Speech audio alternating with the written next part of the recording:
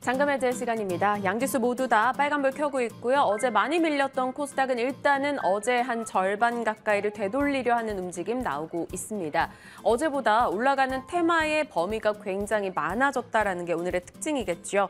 자, 다양한 종목들이 눈에 띕니다. 이에 대한 전략 챙겨보도록 하겠습니다. 박근영 부장 모셨습니다. 어서 오세요. 네, 안녕하십니까? 네. 부장님, 오늘 테마 상승 상위권에 가장 앞단에 자리하고 있는 게 또 자동차 대표주, 폐배터리 관련주 등이 되겠습니다. 현대차 그룹주가 오늘 현대 위아를 필두로 해서 굉장히 강하게 움직임을 보여주고 있는데요. 현대차도 그렇고요. LG엔솔과 혼다의 협력도 그렇고요. 네. 시장에서는 지금 인플레이션 감축법에 대응하고자 하는 움직임이 나오고 있습니다. 현대차 측에서도 오늘 또 광물 협의에 대한 이슈가 등장을 하면서 급등이 나오는 모습 일부 보이는데 어찌 판단하시는지요? 자동차를 최근에 억눌렸던 부분들이 이제 인플레 감축법안 관련된 이슈가 결국은 미국 현지에서 못 만든다는 거지 않습니까? 지금 새롭게 전기차 만들어지는 공장들이 대부분 다 한국에서 생산해서 이제 수출을 하는 거기 때문에 현지 공산 생산이 늦어진다는 거고, 일부 이제 미국 쪽에 공장이 설립되는 기간이 이제 2025년 정도부터 미국 현지에서 생산 가능하다고 보고는 있는데 앞당기겠다, 6개월 정도 이상 앞당기겠다 발표는 했지만 그래도 좀 늦은 거 아니냐 이런 생각을 좀 하고 있는 상황이죠. 네. 근데 다만 이제 광물이라든지 이런 부분도 중국을 좀 탈피를 해야 됩니다. 당연히 미국에서 그걸 못 쓰게 하는 법안이니까. 그래서 오늘 같은 경우에 일부 이타전지 관련된 광물이나 배터리 관련된 소재 관련된 부분들을 현대차 그룹이 일단 다른 나라와 광물 협의를 하고 있다 이런 이야기가 나오고 있는 부분들이 최근에 좀 불확실성을 해소할 수 있는 국면이 충분히 될 수 있는 부분이 될 것 같고요. 그래서 전체적으로 봐서는 최근에 억눌렸던 어떤 불확실성에 대한 부분들이 첫 번째로 이제 중국에 대한 광물 의존도, 소재 의존도를 낮추면서 중국 이외의 다른 나라에서 뭔가를 가져올 수 있다는 것이 이야기되니까 주가는 급반등이 나오는 겁니다. 네. 그래서 주가가 억눌렸던 부분들이 일단 풀리는 한 가지의 이슈가 되는 거죠. 그리고 이제 수급적으로 봤을 때도 지금 보면은 그 중국이 이제 탈피가 되고 또 미국 현지에서 전기차를 만들어야 되는데 이게 노조와의 협상이 있습니다. 그러니까 이제 공장 자체에서 어떤 생산량을 조정하게 되면 노조 협약에 따라 그 노조의 승인을 사실 좀 받는 그런 승인을 하기 좀 어떤지 모르겠습니다. 어쨌든 노조와 협의가 된다고 알고 있거든요. 그래서 노조가 그 부분에 대한 부분을 어느 정도 이제 중국 현지로 전기차 물량을 많이 넘기는 것에 대한 부분들을 이제 노조가 좀 어느 정도 합의를 해줘야 된다. 이게 사실상 어느 놓고 보면은 내부적인 걸림돌이 될 수도 있는 부분이죠. 근데 이제 노조 입장에서는 반대할 이유는 없다. 다만 고용에 대한 보장을 좀 해줘라. 왜냐하면 전기차 생산이 많이 되면 전기차 쪽의 생산 인력은 조금 줄어드는 구조로 가는 것이 이제 일반적으로 우리가 알고 있는 구조입니다. 그러니까 이제 전기차 생산 물량을 이제 미국 쪽으로 많이 넘길 때 노조의 어떤 합의를 통해서 이제 고용 보장이나 이런 것들이 조금 서로가 논의가 돼야 될 것 같고, 그런 부분들이 합의가 된다고 하면 노조 입장에서는 반대할 이유가 없다. 그런 포지션을 나타냈기 때문에 그 부분이 스무스하게 잘 넘어간다면 물량을 이제 전기차 쪽에 대한 물량을 미국 현지로 넘기는 부분들이 잘 이제 해결이 돼야 되겠죠. 그렇게 되면 이제 어느 정도 불확실성에 대한 부분들이 실마리가 하나씩 풀려가는 부분이고 좀 더 이제 분위기가 간다는 거고요. 또 미국으로 이미 이제 날아갔지 않습니까? 좀 어느 정도 인플레 관련된 법안 관련해서 조금 예외 규정이라든지 그다음 자동차 이런 것들 현실적으로 좀 현지에 대한 공장에 대한 이슈가 좀 아직 남아 있고, 대규모 투자를 했는데 몇 년간 공장에서 못 만드니까 못 판다. 지원금을 못 받는다 이런 부분들은 상당히 부담스럽기 때문에 뭔가 좀 풀어야 되는 숙제는 좀 있다는 부분에서는 아마 예외 아니라든지 이런 것들이 좀 나올 가능성이 있다고 보면 그런 것들이 만약에 혹시라도 나온다면 주가는 급등할 수 있는 가능성이 좀 있다 볼 수 있습니다. 그럼 부장님이시라면 지금 현대차 그룹주, 현대차 기아 등을 필두로 해서 포트에 담아도 된다고 생각하시는지?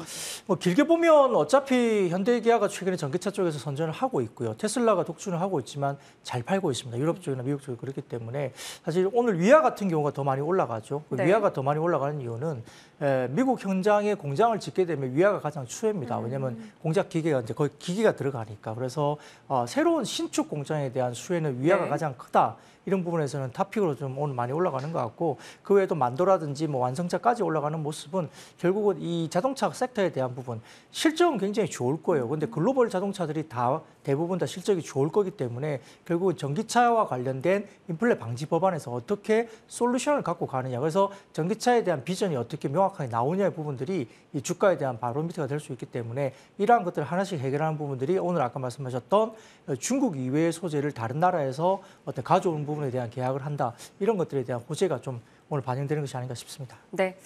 그리고 또 궁금한 종목 중에 하나가 있어요. 레이크 머티리얼즈인데요. 오늘 장 지금은 8% 그리고 장중 고점으로는 10% 정도까지 올라가기도 했습니다. 반도체와 태양광 부분의 성장에 힘입어 3분기 실적이 좋을 거다. 이런 전망이 나온 영향인데 와, 7월부터 너무 많이 올랐어요.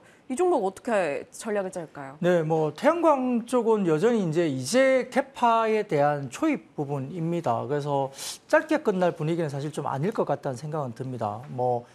사실 글로벌 태양광은 대부분 50% 이상 중국에서 하고 있고 나머지 나라들이 조금씩 하는데 나머지 나라들도 이 캐펙스 증가가 상당히 급하게 올라오고 있고요. 중국도 뭐 한 40% 이상 지금 캐펙스가 올라오고 있고 미국과 유럽도 지금 신재생 쪽으로 갈 수밖에 없죠. 천연가스도 뭐 최근에 좀 어젠가 주가가 이제 천연가스가 20% 가까이 빠졌습니다만 네. 너무 올랐고 유가도 이제 만만하지 않기 때문에 신재생 쪽으로 가는데 그 가운데서 태양광이 가장 좀 빠르게 갈 수 있습니다.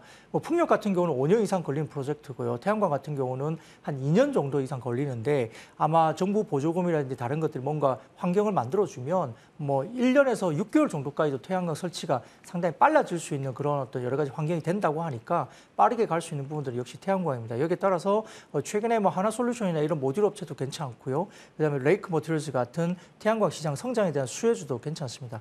3분기 실적이 영업이익이 100억대 정도 전망이 돼서 전년비 67%나 증가하면서 3분기 어닝 서프라이즈가 예상되고 있는데 태양광 수요에 따른 알루미늄 방막 관련된 수요 증가가 핵심 포인트로 볼 수 있는 상황이고요. 올해 영업이익이 한 370억대까지 추정이 되니까 작년 대비 80% 이상 실적이 올라온 상황이고 신규 증설을 통해서 뭐 캐파 증설 이런 부분들이 반도체 부분이나 촉매 부분에 대한 부분에서 또 증설을 하고 있기 때문에 최근에 반도체 섹터는 좀 쉬고 있죠. 쉬고 있는데 아마 올해 하반기 저점을 찍고 내년 상반기부터는 이제 업사이클로 돌아온다는 면에서는 아마 더 나빠지기는 좀 쉽지 않지 않을까 싶습니다. 여기에 따라서 성장에 대한 부분들이 매출이 2000년도 대비해서 올해 같은 경우는 매출단을 봤을 때 2년 만에 매출이 3배 정도 성장을 하고 있어요. 그래서 성장주로서의 충분한 모습을 갖추고 있고 태양광 관련된 아까 말씀드렸던 알루미늄 방막 관련된 부분에서 충분히 수혜를 받고 있기 때문에 네. 긍정적인 모습인데 단기로 많이 오르면 항상 주가는 조정이 나옵니다.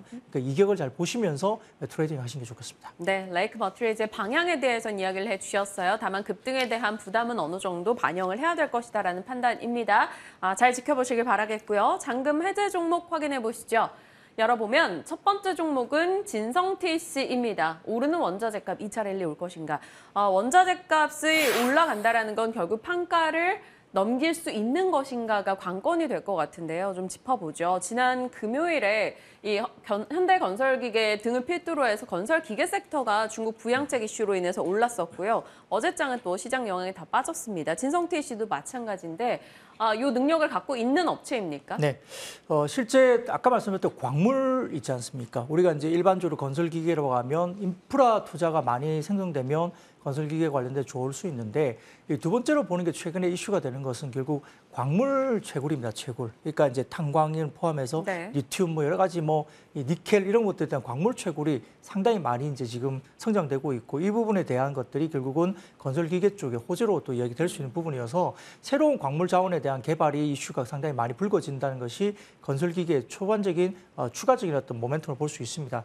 밥캣향이라든지 그다음에 디어향 관련된 부분도 굴삭기 관련된 부분에서 진성TC가 신규 물량을 늘리고 있다는 게 현재 볼 수 있는 확인된 부분이고요. 최대 고객인 캐터필러향 물량도 견조하게 또 증가 있는 상태이기 때문에 건설기계 부품 시장 장악력이 상당히 높게 형성되고 있습니다. 전체적으로 아까 말씀드렸던 기본적인 건설기계 수요 확대는 인프라 투자뿐만 아니라 아까 말씀드렸던 최근에 형성되고 있는 광물에 대한 개발 이런 투자들이 네. 상당히 많아지고 있기 때문에 그러하고요. 수급적인 부분에서 글로벌 경쟁력이 충분히 확고한 회사이기 때문에 괜찮은 모습을 가지고 있다 볼 수 있습니다. 더군다나 지금 뭐 원가 인상을 판가에 전가시킬 수 있다는 점이 충분히 1분기 어닝 서프라이즈에서 우리가 반영을 했다 볼 수 있겠고 마진 정상화나 이런 부분들도 생각보다 괜찮다라고 볼 수 있는 상황입니다. 따라서 지금 올해 실적 같은 경우는 지금 PER이 한 9배, PBR이 1.4배 정도니까 아주 비싼 편은 아니거든요. 그래서 충분히 인프라 투자나 광물기계 관련된 부분에 건설기계 투자가 된다고 한다면 지금 제가 봤을 때는 캐터필러나 디어의 평균 PER이 한 16배 이상이고요. 근데 지금 우리 진성TC 같은 경우는 9배 정도 PER 수준이니까 제가 보기에는 상당히 좀 매력적인 가격 구간이 충분히 맞다. 그래서 똑같이 탑티어라고 똑같은 PER을 받기는 좀 어렵다 하더라도 일부 디스카운트가 있다고는 하지만 16배와 9배의 차이는 좀 크다는 점에서는 어느 정도 따라가지 않을까 싶습니다. 그러면 가격 라인은 어떻게 잡아야 될지 궁금하네요. 사실 봄에는 올랐다가 여름엔 빠졌고 횡보하는 흐름이 나오고 있었던 최근입니다. 오늘 장에서도 한 0.9% 오르면 1,500원 진행되는데 제대로 밸류 평가를 받게 된다면 얼마 생각하시는지요? 네, 기본적으로 지금 최근에 박스권 하단은 9,800원 정도니까 손절 라인을 그 정도 잡으시면 될 것 같고요. 박스권에서 별로 오른 게 거의 없습니다. 그래서 상단 쪽으로 올라간다면 15,000원 정도까지는 제시해 드릴 수 있겠습니다. 15,000원의 목표 주가 주셨어요. 사실 지금 가격 생각한다면 상단을 좀 꽤 많이 열어주신 겁니다. 진성TC 한번 지켜보도록 하죠. 자, 두 번째 종목은 왠지 부장님이 고르지 않을 것 같은 그런 느낌의 종목인데 무림 PMP 하반기를 기다리며 네, 어떤 모멘텀을 안고 있는지 첫 번째 포인트로 가보죠. 어제 머니투데이 단독으로 또 종이 가격이 올라간다 뭐 이런 얘기가 계속 나옵니다. 네. 이런 소식들이 전달이 되면 결국에는 또 이익 정상화, 네. 이익에 대한 기대감 올라갈 텐데요. 사실 부장님과 저희가 이 종목은 이미 얘기를 나눠봤었어요. 네, 뭐 2분기 사실은 조금 예상치보다 좀 좋지 않은 실적이 나왔죠. 근데 이제 그 부분은 아마 전체적으로 봐서는 이제 펄프 가격 급등과 환율 상승이 있는 게 호재인데 그럼에도 불구하고 4년 주기 대보수, 그러니까 보수가 있었으면 보수, 그러니까 그 캐파에 관련된 보수가 있었기 때문에 이게 4년마다 한 번씩 옵니다만 아마 지난 2분기에 그것을 했다고 볼 수 있는 상황이고요. 여기에 따라서 결국은 제지와 펄프 부분의 생산 라인이 아마 가동 중단이 약 제지는 7일 그리고 펄프 부분은 14일 동안 가동 중단이 됐기 때문에 생산과 여러 가지 판매가 당연히 차질이 있었겠죠. 네. 그 부분 때문에 2분기 실적이 좀 좋지는 않았습니다만 3분기부터는 다시 증이익이 정상화됩니다. 따라서 3분기 영업이익이 한 160억대로 정상화될 걸로 보이고요. 2분기가 영업이익달이 110억대니까 뭐 160억이면 한 50% 이상 3분기가 이제 QOQ로 올라오는 거기 때문에 정상화된다 볼 수 있겠고 4분기 영업이익은 233억으로 굉장히 많이 증가할 것으로 보입니다. 아까 말씀드렸던 펄프 가격의 급등에 따른 제지와 펄프의 판가 상승이 충분히 반영되는 구간이 4분기부터 본격화된다 보시면 될 것 같고요. 환차익이나 이런 부분도 실적 회복에 주도한 요인이 될 수 있습니다. 더군다나 지금 최근에 뭐 펄프 가격 같은 경우는 BEP가 톤당 720달러 정도 수준이거든요. 근데 이게 지금 최근에 굉장히 올라가면서 1,030달러까지 지금 올라오니까 BEP 730달러에서 1,030달러까지 스프레드가 벌어지고 있죠. 네. 여기에 따라서 상당히 좀 좋은 실적이 충분히 흑자 구간이 나올 수 있다. 볼 수 있고요. 따라서 이제 이런 부분에 대한 부분들은 밸류에이션 부분을 좀 감안해 보면 PR이 6배 그리고 PBR이 0.4배 매력도가 충분히 가능한 구간이라 주가 재평가가 충분히 가능한 가격선이 충분히 가능하다 볼 수 있습니다. 최근 들어서 뭐 주가가 그렇게 급등한 건 없습니다. 뭐 바닥권으로 봤을 때는 3,700~800원 정도 수준의 진바닥을 놓고 최근에 뭐 한 달 넘게 옆으로 기면서 4,500원, 4,600원 선에서 계속적으로 횡보하고 있거든요. 그래서 아직까지 하반기 판가 인상이 반영되는 4분기 이후를 생각한다면 충분히 가능한 구간이고 특히나 제지업종 같은 경우는 이제 글로벌 운반비에 굉장히 영향을 많이 받는데 네. 최근에 뭐 운임지수나 이런 것들이 많이 빠지고 있어서 원가 이 부분에 대해서 상당히 지금 운임지수가 급락하고 있다는 부분들은 상당히 긍정적인 요인가 충분히 될 수 있기 때문에 판가는 인상에 대한 반영이 하반기에 되고 원가 부분은 물류비나 운반비 같은 경우에 글로벌 이런 부분들이 빠지고 있다는 점은 상당히 우호적인 환경으로 볼 수 있겠습니다. 오늘 4,600원권 지나갑니다. 어찌됐건 한동안은 조금 행보세를 보여주고 있고 들려왔던 뭐 가격 인상, 펄프가 상승 뭐 이런 거 이슈 대비는 주가가 좀 못 갔다라는 건데 어느 정도 가야지 좀 타당하다고 보시는지요? 네, 목표 주가는 한 6,000원 정도까지 6,000원. 가야 될 것 같고요. 네. 손절가는 4,200원 말씀드리겠습니다. 네, 무림 PMP까지 오늘 두 종목 살펴봤습니다. 잔금 해제 종목이었고요. 저희가 시간을 확보한 데는 이유가 있습니다. 또 리뷰할 종목들이 있어요. AS 받아볼 첫 번째 종목은 나노신소재 되겠습니다. 8월 16일에 말씀을 주셨던 종목이에요. 그때 당시 말씀 주셨던 가격보다 지금 훨씬 많이 올라와 있는 상황이거든요. 목표가는 12만 원 주셨는데 지금 10만 원 돌파 목전에 두고 있습니다. 당연히 목표가까지 끌고 가는 전략 유지하시는 거죠? 네, 뭐 충분히 가능할 것 같고요. CNT 도전체나 뭐 태양전지용 TCO 타겟 관련된 수요가 역시 증가하고 여기도 결국은 나노 신소도 결국은 태양광이잖아요. 신재생 쪽의 맞아요. 소재 부분을 말씀드린 거고요. 그래서 2차 전지와 태양광 소재를 두루두루 같이 하고 있는 종목이기 때문에 실적도 업사이클도 충분히 나온다는 점에서 오늘 뭐 뽑아내고 있는 부분들 상당히 보기가 좋습니다. 거래량도 좀 늘어지고 있고 지금 9만 원 선 초중반 정도의 박스권 상단을 지금 돌파를 하고 있는 양봉이 나오고 있기 때문에 충분히 지금 매물대를 소화하면서 올라간다는 점에서는 추가적인 업사이클을 충분히 볼 수 있다, 볼 수 있는 자리입니다. 네, 좋습니다. 그러면 LX 인터내셔널은 어떻게 보실까요? 지금 10거래 연속해서 올라갑니다. 최근 20거래 중에 딱 3거래를 제외하고 계속된 상승을 켜고 있는데요. 역시나 이 종목도 저희 부자님과 이야기 나눴던 종목이에요. 8월 23일에 방송 종목입니다. 43,450원의 현재 가격.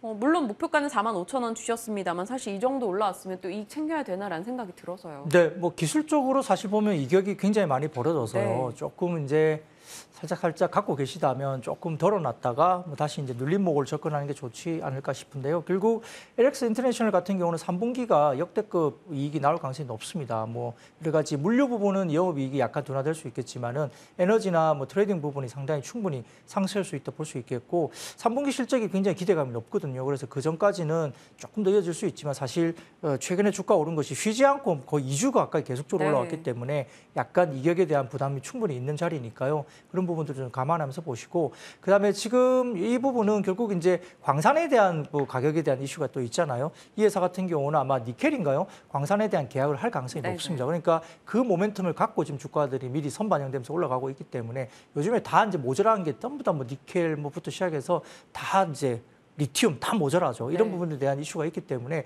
광산 이슈 석탄 관련된 부분도 좋고요. 왜냐하면은 지금 천연가스가 워낙 비싸니까 원유도 수요가 넘어지고 석탄도 많아지고 그다음에 기본 원유도 상당히 많아지면서 스프레드가 벌어지고 있기 때문에 전반적인 석탄과 그다음에 니켈 가격 관련된 광산을 또다시 말레이시아 쪽에 계약을 한다면 상당히 양수로 굉장히 좋아지죠. 그렇기 때문에 그 부분을 반영하면서 주가가 올랐다고 생각한다면 기본적으로 최근에 급등세는 그걸 반영했다. 선반영하고 있다 보시고요. 어느 정도 조금 이제 내려놓을 만한 이익을 좀 챙길 만한 가격 구간을 접어들었다 말씀드리겠습니다. 네. LX 인터내셔널 슬슬 이익 실현을 해 나가는 구간이다라고 이야기를 주셨습니다. 추가적인 타이밍도 저희 방송 통해서 한 번 더 노려보시길 바랄게요. 자, 오늘 박근영 부자님과 전략 나눠봤습니다. 말씀 고맙습니다. 네, 감사합니다.